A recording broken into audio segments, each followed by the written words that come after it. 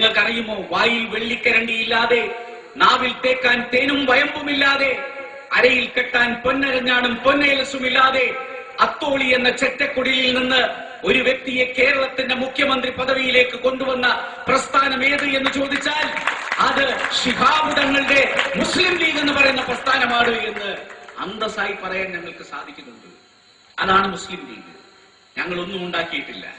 ഞങ്ങളെല്ലാം ഈ പ്രസ്ഥാനത്തിന് വേണ്ടി സമർപ്പിച്ചവരാണ്. ഇപ്പൊ എന്നിട്ട് എന്റെ പേരിൽ വലിയ അഴിമതി ആരോപണം. ഞാൻ റോഡ് ഉണ്ടാക്കിയതാണ്. ഞാൻ മലപ്പുറത്ത് 5 റോഡ് ഉണ്ടാക്കി. അതിനെക്കുറിച്ച് അന്വേഷിച്ചു. എന്തിനാണ് മലപ്പുറത്ത് മഞ്ചേരി ഡിവിഷനിൽ മുനീർ റോഡ് ഉണ്ടാക്കിയത്? അതും ടെൻഡർ ഇല്ലാതെ. പ്രിയപ്പെട്ടവരെ, ഞാൻ മലപ്പുറത്ത് മാത്രമല്ല ടെൻഡർ ഇല്ലാതെ കൊടുത്തത്.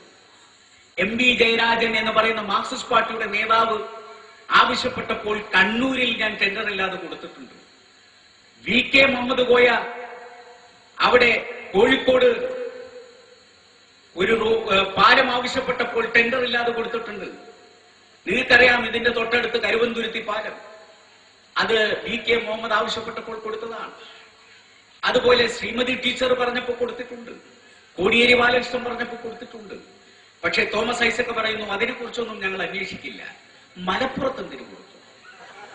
മലപ്പുറത്ത് 5 എണ്ണം നിങ്ങൾ എന്തിനു കൊടുത്തു? മലപ്പുറത്തിന് ഞാൻ അനീതി ചെയ്തിട്ടില്ല. പക്ഷെ മലപ്പുറത്തിന് നിഷേധിക്കപ്പെട്ട നീതി ഞാൻ പിടിച്ചു കൊടുത്തിട്ടുണ്ട്.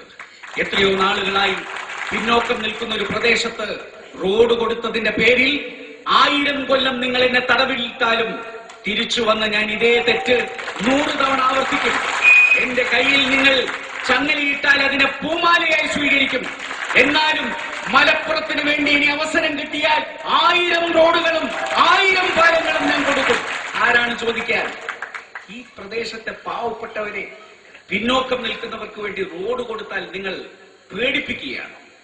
നിങ്ങളുടെ പേടിയൊന്നും കണ്ട് വിറച്ച് മാളത്തിൽ പോയി ഒഴിക്കുന്ന ചോരയൊന്നുമല്ല ഈ സിരകളിൽ ഒഴുകുന്നത്.